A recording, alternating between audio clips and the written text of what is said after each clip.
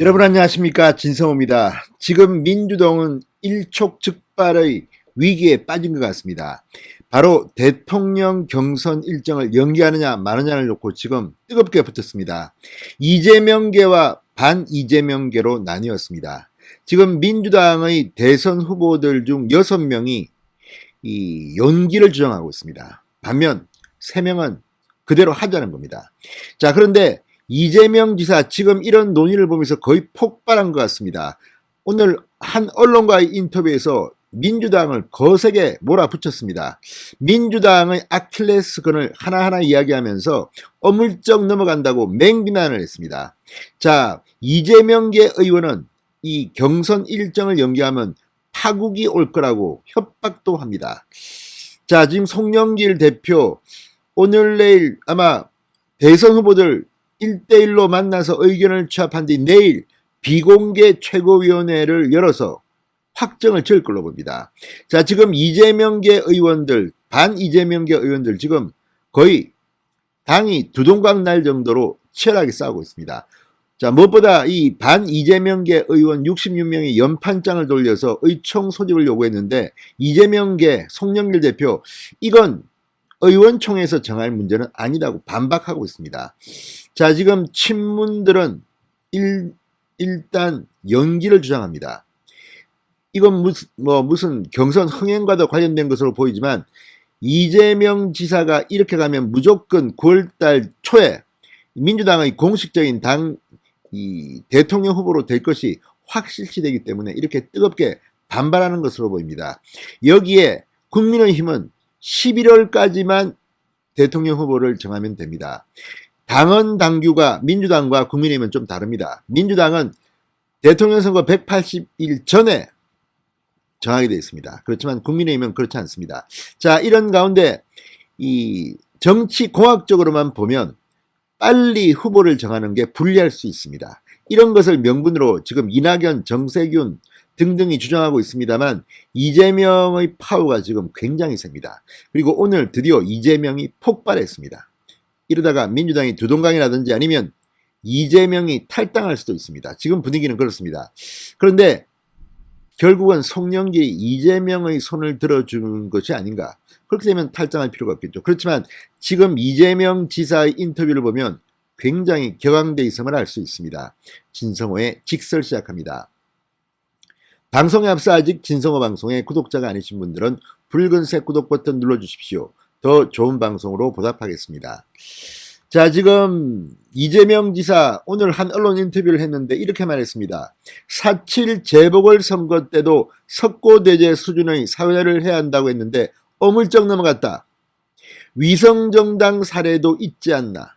국민과의 약속을 강조했습니다. 이게 무슨 말이냐. 지금 민주당이 가장 아픈 대목입니다. 그러니까 당헌을 고쳐가면서까지 서울시장, 부산시장 후보를 냈는데 참패를 했습니다. 여기에 대해서 석고대죄를 해야 하는데 어물쩍 넘어갔다고 이재명은 꼬집는 겁니다. 이 모든 것이 이낙연 전 대표 시절에 이루어졌던 일입니다. 또 위성정당 사례도 있지 않나. 이거는 또 이해찬 대표 시절 이야기입니다. 자, 당시 선거법을 개정해서 이 정의당이 좀 유리한 쪽으로 갔는데 결국 당시 한국당이 위성정당 미래한국당을 만들어서 비례대표 선거에 임하자 결국은 따라갔습니다. 그들도 위성정당을 만든 겁니다. 이건 역시 민주당은 약속을 어긴 겁니다. 그런데 어물쩍 넘어갔다고 이야기합니다. 그러니까 이재명 지사는 민주당이 가장 아파할 대목을 그냥 콕콕 찔러버린 겁니다. 그만큼 지금 이재명은 격분해 있는 것 같습니다. 자, 민주당이 이렇게 국민들과의 약속을 뒤집는 것을 구체적으로 조목조목 지적하면서 민주당을 공격하는 이재명의 속내는 뭘까요?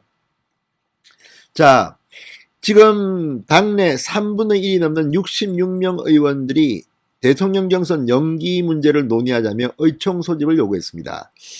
다 비이재명계, 반이재명계 의원들로 보입니다. 그러자 이 지사 측은 파국까지 예고하면서 반발합니다. 자, 민주당의 박성준 의원 어제 CBS 라디오에 나와서 이렇게 말했습니다.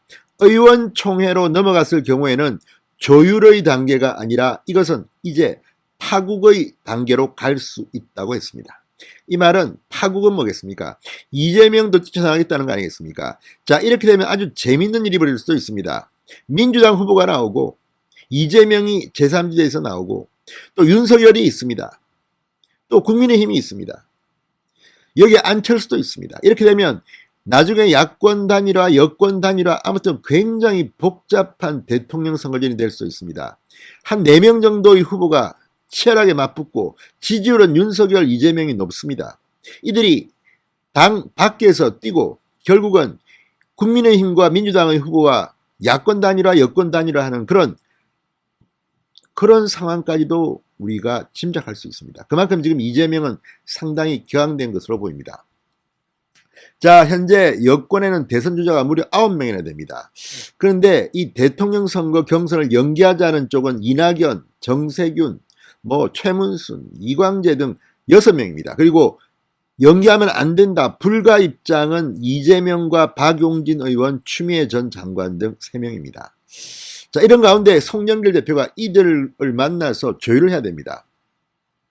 자, 친문 김종민 의원 같은 경우는 10월, 11월이면 마스크를 벗고 집합 금지가 거의 해소된 상황이 된다.